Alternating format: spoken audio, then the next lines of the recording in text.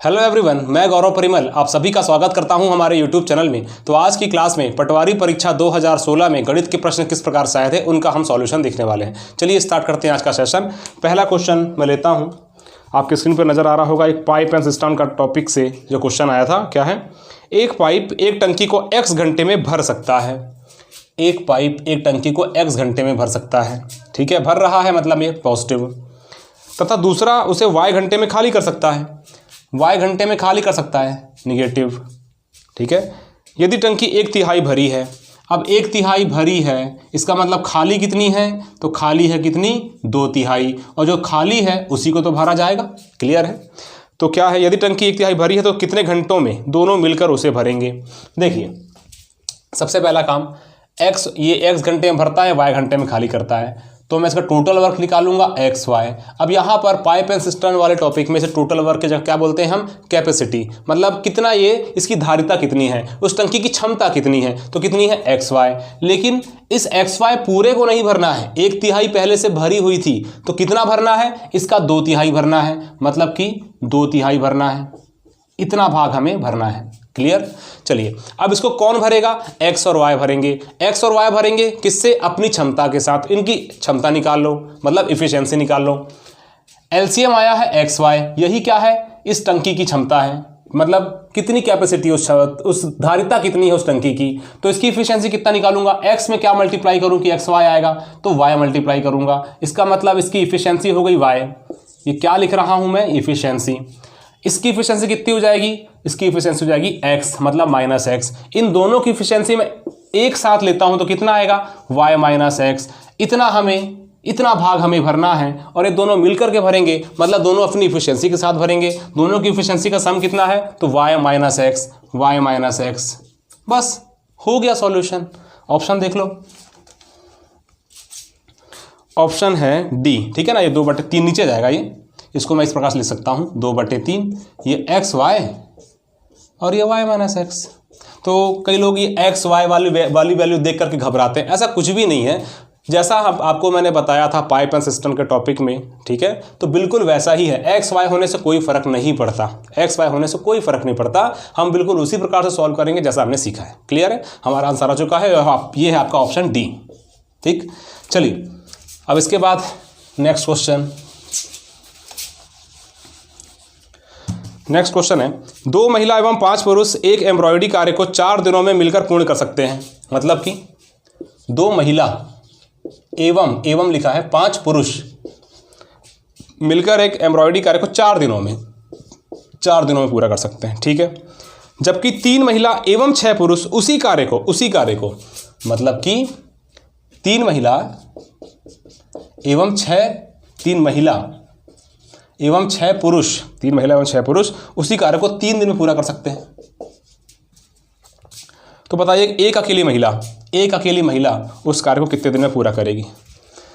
ठीक, देखिए सबसे पहला तो आप मेल मतलब महिला, या फिर बोलो कि पुरुष और महिला की इफिशिएंसी का रेशियो निकालो। कैसे निकालेंगे, यहाँ पर आएगा 4 दूनी 8, 5 के 20, 3 तिया 9, 6 तिया 18। यहाँ से 9W 8W उधर चले जाएगा, और यहाँ से 20M - 18M,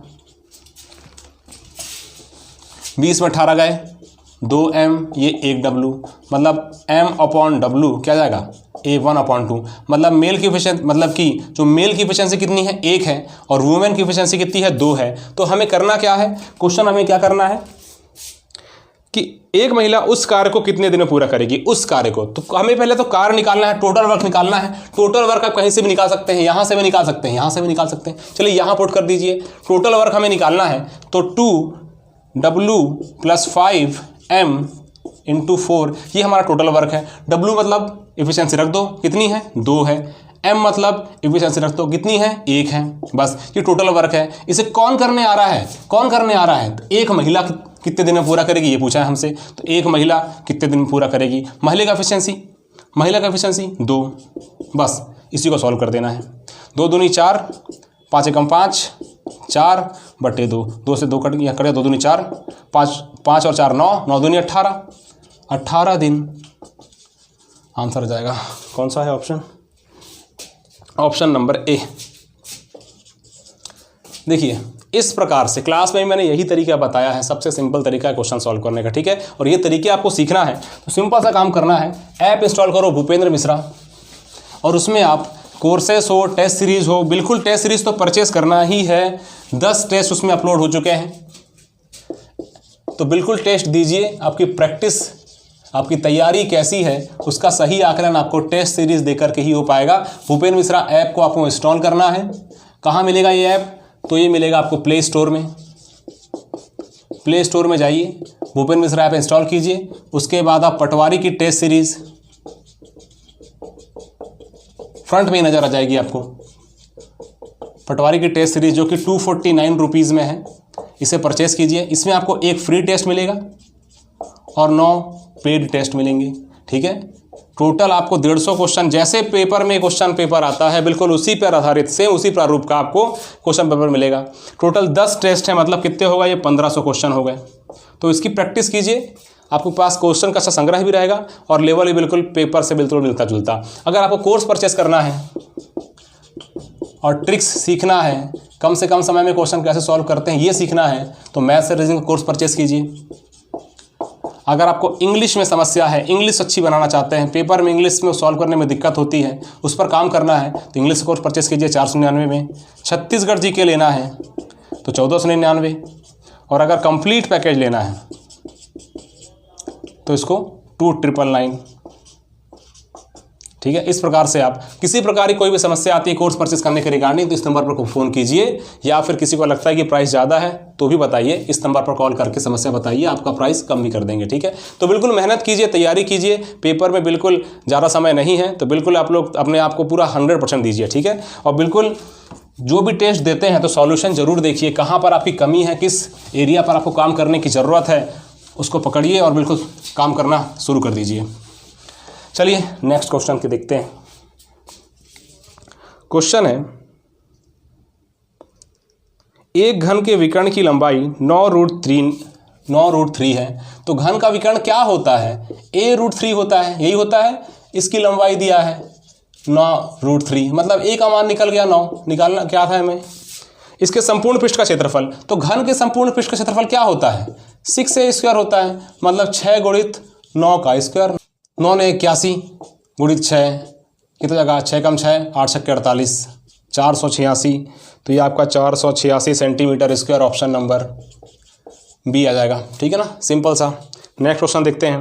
एक निश्चित दूरी एक निश्चित गति से तय की जाती है, यदि उसकी आधी दूरी दुगने समय में तय की जाती है तो उन दोनों गतियों का अनुपात क्या है? देखते हैं। निश्चित दूरी मान लो x है, दूरी है, ठीक है, x किलोमीटर, और क्या है? निश्चित दूरी एक निश्चित गति से तय की जाती है, तो मान लो चाल क्या है? y है, y किलोमीटर प्रति घंटे। तो समय कितना हो जाएगा? हम जानते हैं चाल बराबर दूरी बटे समय होता है, तो समय बराबर क्या हो जाएगा? दूरी बटे चाल।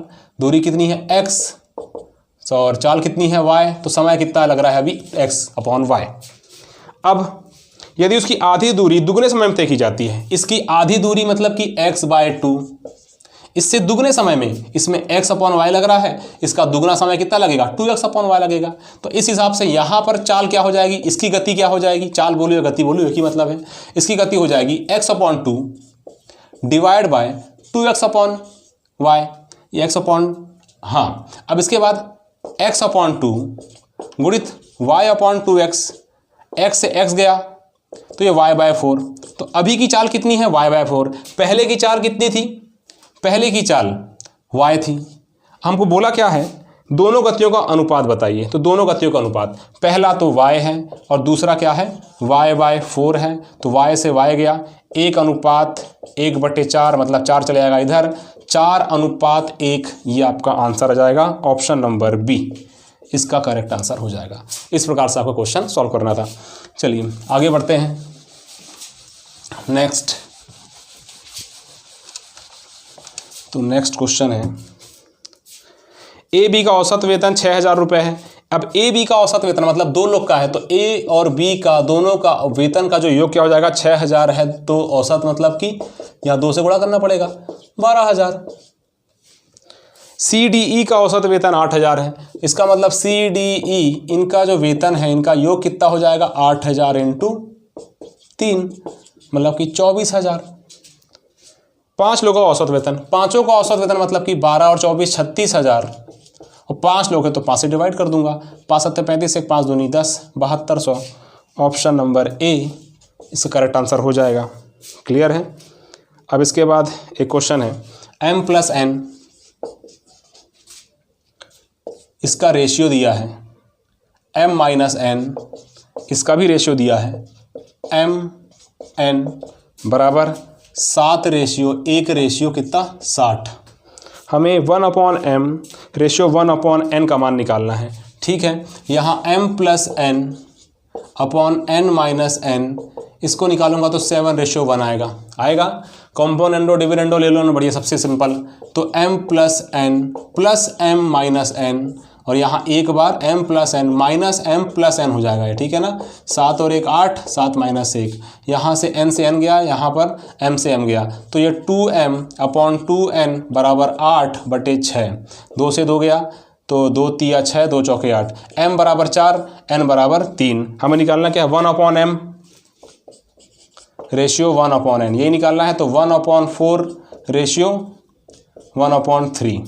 क्लियर है। अब ये 1/n में है, इसको कैसे करेंगे हम, सिंपल सा है। दोनों में क्या करते हैं, एलसीएम लेते हैं, 4 और 3 का एलसीएम 12, तो 12 से गुणा कर देते हैं दोनों को, तो 12/4 और यहाँ पर 12/3।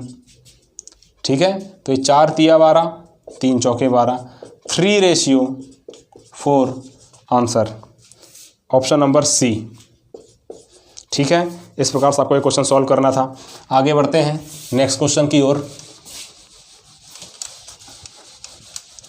क्या है नेक्स्ट क्वेश्चन, एक क्वेश्चन तो बिल्कुल सिंपल सा है कि m बराबर 4pq अपॉन p + q, तो m + 2p upon m - 2p plus m + 2q upon m - 2q का मान ज्ञात करो।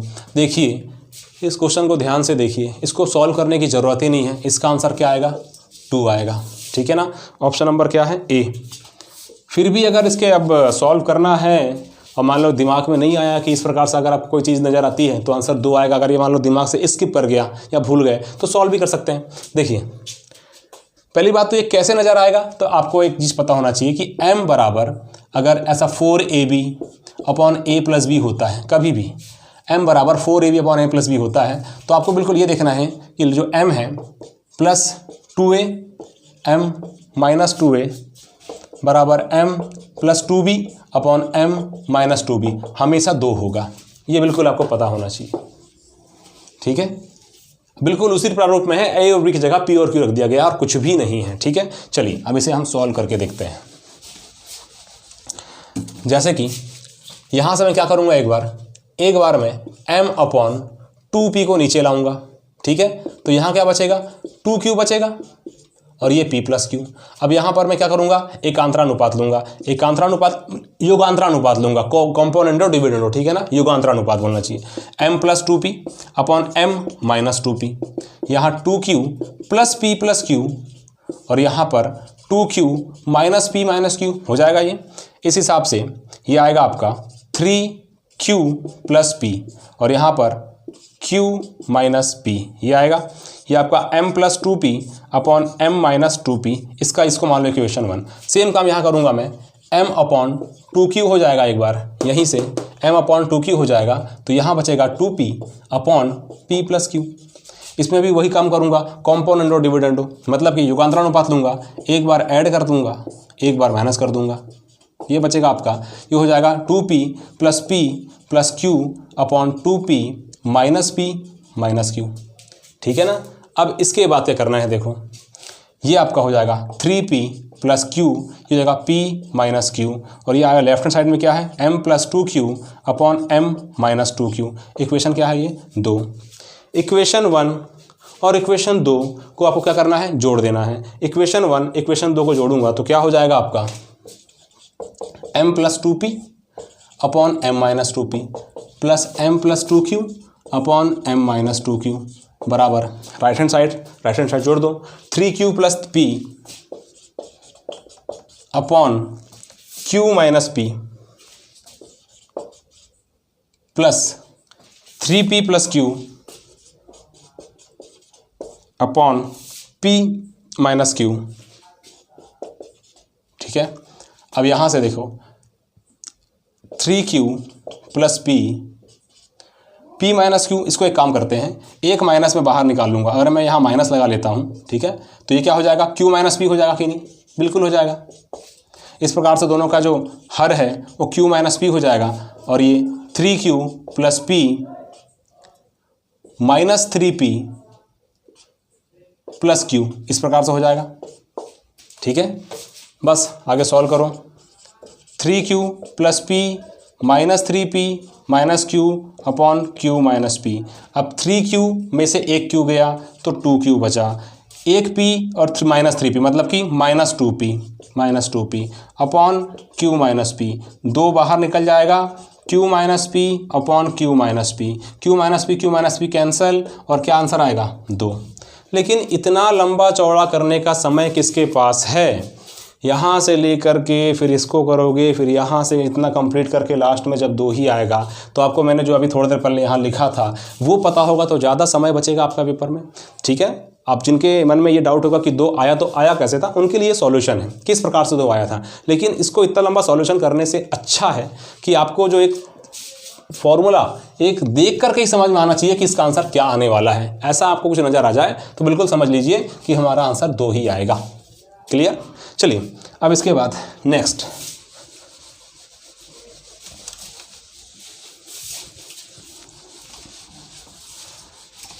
क्वेश्चन क्या है, अगला क्वेश्चन है x + 1/y की घात a, x + 1/y की घात a, x - 1/y, x - 1/y की घात b और ये divide by x + y, y + 1/x की घात a इंटू y - 1/x की घात b।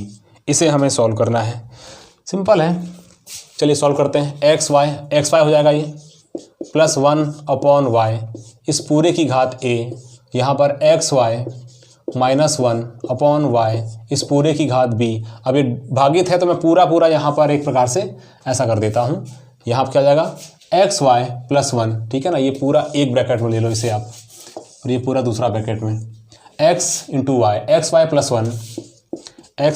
1 divide by xy + 1 divide by x की घात a और ये yx - 1 अपॉन x। अब yx बोलो या xy बोलो कोई खास फर्क नहीं पड़ता, मतलब कोई फ़र्क नहीं पड़ता, और ये हो जाएगा b।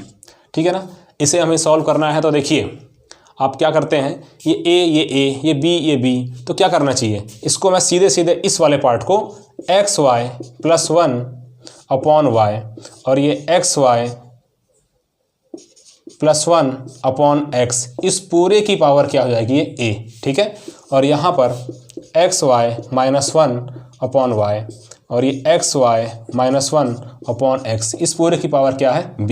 ये देखो ये कट जाएगा, x चले गया ऊपर, इसका मतलब x अपॉन y की घात a और यहाँ पर x चले जाएगा ऊपर, x अपॉन y की घात b, इसका मतलब x अपॉन y की घात a + b। ये आपका एक सिंपल सा आंसर, बस इतने ही स्टेप में क्वेश्चन सॉल्व हो जाएगा। ठीक है ना, ऑप्शन नंबर क्या है ए। आगे बढ़ते हैं। 3 सेंटीमीटर त्रिज्या वाले तांबे के गोले को पीट कर 0.2 सेंटीमीटर व्यास की एक तार में बदला गया है। इस तार की लंबाई कितनी होगी। कभी भी ऐसा कोई क्वेश्चन मिले तो आपको पता है क्या करना होता है, आयतन बराबर करना है। तो पहले गोले का आयतन निकालो। गोले का आयतन क्या होता है 4/3 πr3।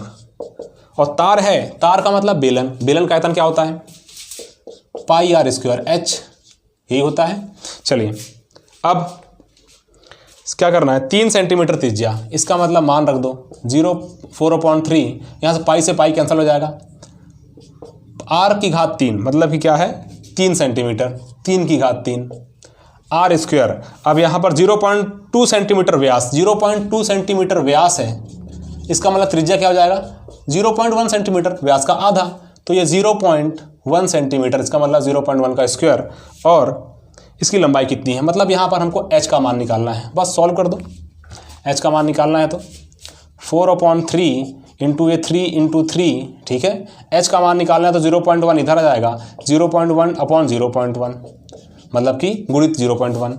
अब यहाँ से इसको हटाओ, 10 ऊपर लगा दो, यहाँ पर दशमलव हटाओ, 10 ऊपर लगा दो, बराबर h। 3 से 3 गया, ठीक है, 4 तिया 12, 3 से 3 गया, अच्छा 3 बार गुणा था ना, तो यहाँ पर 1 और 3 आएगा यहाँ पर, ठीक है, इंटू 3 इंटू 10 बराबर h। 4 तिया 12 तिया 36, तो ये 3600 सेंटीमीटर ये h है। हमारा आंसर किस में निकालना है हमें, मीटर में, तो ऑप्शन ए 3600 सेंटीमीटर बराबर 36 मीटर, और यही आपका आंसर आ जाएगा ऑप्शन ए। इस प्रकार से आपको ये क्वेश्चन सॉल्व करना था, ठीक है ना। चलिए आगे नेक्स्ट क्वेश्चन की ओर बढ़ते हैं। क्या करना है नेक्स्ट क्वेश्चन में, एक और क्वेश्चन से मेंसुरेशन का ही है। क्या है क्वेश्चन, 2 शंकुओं के आयतन का अनुपात 1:4 है, मतलब पहला शंकु का आयतन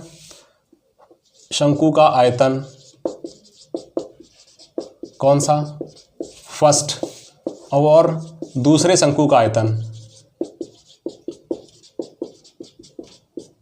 कितना है 1:4, इसको तथा इसके व्यास 4:5 है, तो इनके ऊंचाई का अनुपात ज्ञात कीजिए। पहले बार शंकु का आयतन होता क्या है 1/3 पाई r स्क्वायर h, ये होता है। अब यहाँ व्यास का दिया है तो व्यास हम जानते हैं, r दिया है तो d/2 कर देते हैं। चलिए वैसे अनुपात में है, कोई खास फर्क तो पड़ता नहीं, लेकिन फिर भी कर देते हैं। चलिए, और दूसरा वाला भी 1/3 पाई d/2 स्क्वायर, और ये इसको h1/s2 कर देता हूँ, ये d1/d2 कर देता हूँ, ठीक है। ये बराबर है 1/4 के, 1/3 पाई और पाई तो वैसे कट जाएगा। अब ये d1 स्क्वायर कर दो और ये h1, ठीक है, और ये 2 दूनी 4 हो जाएगा, 4 वैसे कटना ही है, पता है हमको, और ये d2 स्क्वायर और ये h2 डिवाइड बाय 4, 4 से 4 कट गया, और ये 1/4 है। हमको h1/s2 निकालना है, h1/s2 निकालना है, तो ये d2 का स्क्वायर ऊपर चले जाएगा यहाँ पर, और ये d1 का स्क्वायर गुणित क्या हो जाएगा 1/4, और d2 और d1 कितना दिया है, व्यास का अनुपात है 4:5।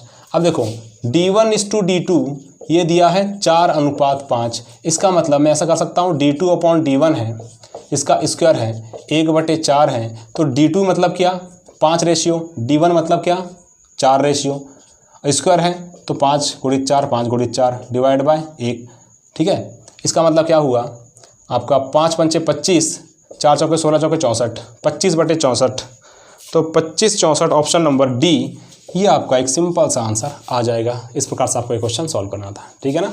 चलिए आगे नेक्स्ट क्वेश्चन,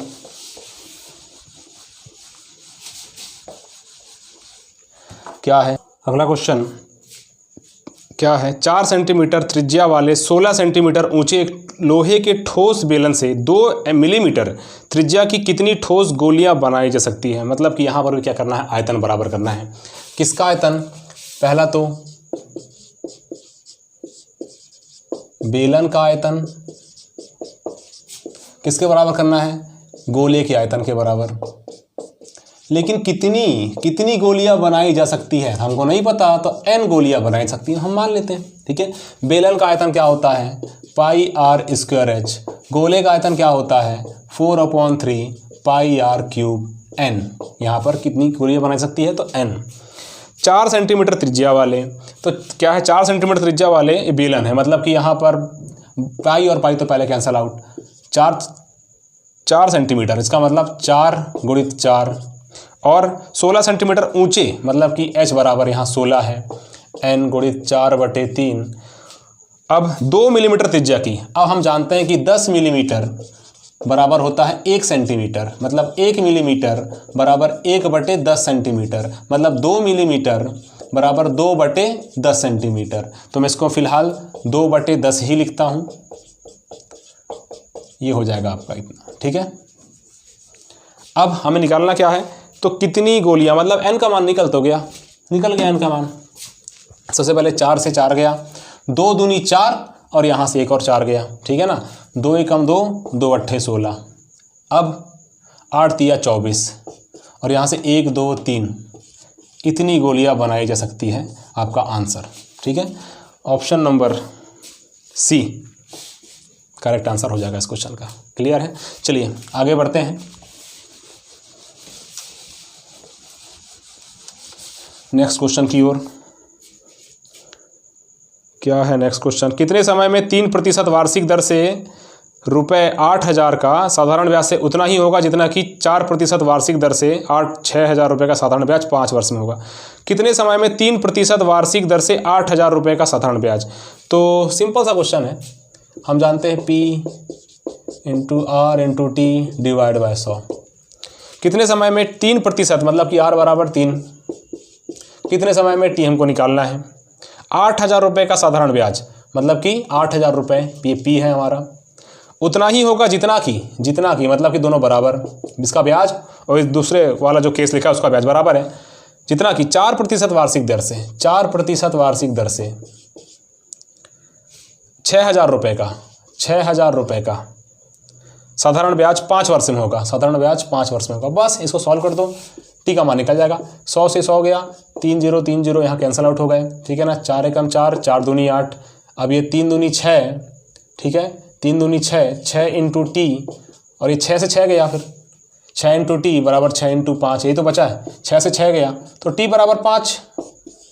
ऑप्शन नंबर क्या है, सी, 5 वर्ष। हो गया, कुछ नहीं था इस क्वेश्चन में, ऐसा कुछ भी नहीं था, बहुत सिंपल सा क्वेश्चन। आगे, 18,000 पर 10% वार्षिक दर से 3 वर्ष में प्राप्त होने वाले चक्रवृद्धि ब्याज कितना होगा। बहुत सिंपल सा, 10% का रेट ऑफ इंटरेस्ट दिया है तो 1/10 होती है फ्रैक्शन वैल्यू, मतलब कि 10 से 11 कितने साल का दिया है, 3 वर्ष, 3 रो बना दो, 10 से 11, ठीक है। ये जो होता है क्या होता है, P क्या होता है, A होता है। हमें निकालना क्या है, चक्रवृद्धि ब्याज निकालना है, मतलब कि A - P, इन दोनों का डिफरेंस A - P निकालना है हमें, चक्रवृद्धि ब्याज, ठीक है। तो सबसे पहले तो 10, ये कितना जाएगा, 1,000 हो जाएगा, 11 11 में 121, 121 और 11 13 31, ठीक है। अब 13 31 में से इसको माइनस कर दो, कितना बचेगा, 331। यही 331 रेशियो हमारा आंसर होगा, लेकिन ऐसा थोड़ी आंसर निकालेंगे रेशियो में। क्वेश्चन पढ़ो पहले। 18,000 रुपये मतलब कि 1,000 ये बता रहा है 18,000 को, मतलब 1,000 रेशियो ये होगा 18,000 रेशियो के बराबर, इसका मतलब 1 रेशियो 18 रेशियो के बराबर। हमने कितना निकाला है CI रेशियो में 331, एक्चुअल में कितना होगा, 1 रेशियो बराबर 18 रुपये, तो 331 रेशियो बराबर 331 गुणित 18, बस यहाँ से आंसर निकल जाएगा। 18 का 18 की 8 से लाई 1, 18 तिया 54 और 1 55 के 5 से लाई 5, 18 तिया 54 और 5 59, 5958, ऑप्शन A करेक्ट आंसर हो जाएगा। ऐसे क्वेश्चन सॉल्व किया जाता है कम समय में, ठीक है। चलिए आगे, वैसे बहुत ज़्यादा सिंपल सा क्वेश्चन था, जिन्होंने भी मेरा CI का सेशन देखा होगा उनसे बहुत आसानी से क्वेश्चन बन जाएगा। चलिए आगे, 2 संख्याओं के लघुत्तम समापवर्तक तथा उनके महत्तम समापवर्तक क्रमशः 3003 और 21 है, मतलब LCM कितना है, 3003 है, HCF कितना है, 21 है। एक संख्या 231 है, दूसरी संख्या, एक संख्या इंटू दूसरी संख्या बराबर LCM गुणित HCF, अच्छे से जानते हैं हम। एक संख्या कितनी दी गई है, 231, दूसरी संख्या निकाल लेंगे, क्या है, 3003 गुणित 21, 231 को यहाँ से नीचे ला लो, ठीक है। अब देखो 231 मतलब 11 दूनी 22, फिर 1 बचा, 11 कम 11, और यहाँ से 11 दूनी 22, 8, 11 7 77, फिर 3, 11 तिया 33, 21 से 21 गया, 273 आंसर, ऑप्शन नंबर B, ठीक है। ऐसे चलिए नेक्स्ट क्वेश्चन देखते हैं अब क्या है। तो नेक्स्ट क्वेश्चन है, ABC एक समबाहु त्रिभुज है जिसकी भुजा A है तथा एक वृत्त जिसकी त्रिज्या R है, चित्र के अनुसार त्रिभुज के भीतर अंकित है, इंस्क्राइब्ड है, मतलब कि ये एक समांतर चतुर्भुज, ये समांतर बोल रहा हूँ क्या, समबाहु त्रिभुज है और ये एक वृत्त इस प्रकार से है, ठीक है। अब ये इसकी भुजा ए है, ये ए है, ये ए है, ये केंद्र है और इसकी त्रिज्या क्या है, आर है। अब क्या बोला गया है कि हमको आर बराबर क्या होगा ये हमको निकालना है। अलग अलग ऑप्शन दिए गए, हम आर निकाल लेते हैं सीधे। देखिए निकालने का तरीका क्या है। मैं केंद्र से इसको मैं ए बी सी, इसको मैं केंद्र से इसको मिला देता हूँ, ठीक है, और यहाँ से इसको मिला देता हूँ। क्लियर। अब मैं बी ओ सी इसका क्षेत्रफल निकाल सकता हूँ क्या? बी ओ सी का क्षेत्रफल बिल्कुल निकाल सकता हूँ। क्या हो जाएगा? 1/2 आधार गुणित ऊंचाई। आधार कितना है? ए है, ऊंचाई आर, तो ये हो गया एक, ठीक है। अब मैं क्या त्रिभुज ए बी सी का, समबाहु त्रिभुज ए बी सी का क्षेत्रफल निकाल सकता हूँ। अच्छा, ये बी ओ सी त्रिभुज का क्षेत्रफल था, ठीक है ना। तो बी ओ सी का क्षेत्रफल क्या है? 1/2 ए इंटू आर। और त्रिभुज ए बी सी का क्षेत्रफल क्या होता है? समबाहु त्रिभुज का क्षेत्रफल √3/4 ए स्क्वायर। ये होगा, बिल्कुल होगा। अब ध्यान से चित्र को देखिए। अगर मान लो मैं इसको 3 बराबर, इस समबाहु त्रिभुज को 3 छोटे छोटे त्रिभुज में विभाजित कर देता हूँ, थोड़ी देर के लिए इसको इग्नोर कीजिए। ये तो ये वाला जो पार्ट है, ये वाला जो पार्ट है और ये वाला जो पार्ट है, ये क्या है? आपस में बराबर है। इसका मतलब इसको मैं बराबर बराबर 3 भागों में विभक्त कर दूंगा, तो एक जो भाग होगा, मतलब ये वाला भाग होगा, इस पूरे त्रिभुज का क्षेत्रफल का 1/3 होगा कि नहीं होगा? बिल्कुल होगा। इसका मतलब मैं यहाँ से ये निकाल सकता हूँ कि त्रिभुज बी ओ सी का क्षेत्रफल एक और तरीके से निकाला जा सकता है। कैसे निकाल सकता हूँ मैं? कि त्रिभुज ए बी सी का क्षेत्रफल इसका 1/3, या फिर डिवाइड बाय 3 बोलूँ, 1/3 बोलूँ, एक ही मतलब है। और हम त्रिभुज ए बी सी का क्षेत्रफल निकाल चुके हैं। कितना है? √3/4 ए स्क्वायर। इसका 1/3, मतलब सीधे इसको ऐसा कर देता हूँ 1/3, ठीक है। अब देखो बी ओ सी का क्षेत्रफल √3/3 × 4 ए स्क्वायर है, और बी ओ सी का क्षेत्रफल इतना भी है, मतलब कि दोनों क्या है? आपस में बराबर हो जाएगा। तो बी ओ सी के क्षेत्रफल की जगह मैं रख देता हूँ 1/2 × ए × आर, और बी ओ सी का क्षेत्रफल और आया था क्या? √3/3 × 4 ए स्क्वायर, ठीक है। ए से 1 घात कट जाएगी, 2 से ये 2 कट जाएगा, 2 दूनी 4 हो जाएगा मतलब। तो आर बराबर ये इस प्रकार से रिलेशन हम देख सकते हैं कि 3 दूनी 6 और ये ए। तो ये वाला कहीं पर कुछ ऑप्शन है क्या? हाँ है, a/6 √3, a/6 है और फिर ये √3 है, मतलब कि ऑप्शन नंबर सी। इस प्रकार से क्वेश्चन हमारे आधे क्वेश्चन हमने आज की क्लास में सॉल्व किए हैं। जो बाकी 15 क्वेश्चन बच गए उसे हम नेक्स्ट क्लास में देखेंगे, ठीक है। तो वीडियो कैसा लगा बिल्कुल कमेंट करके बताइएगा, और आपकी स्क्रीन पर 2 क्वेश्चन होमवर्क मैं दे रहा हूँ, इसे सॉल्व करिएगा, कमेंट करिएगा, ठीक है, आंसर करिएगा। तो वीडियो को अंत तक देखने के लिए धन्यवाद आपका।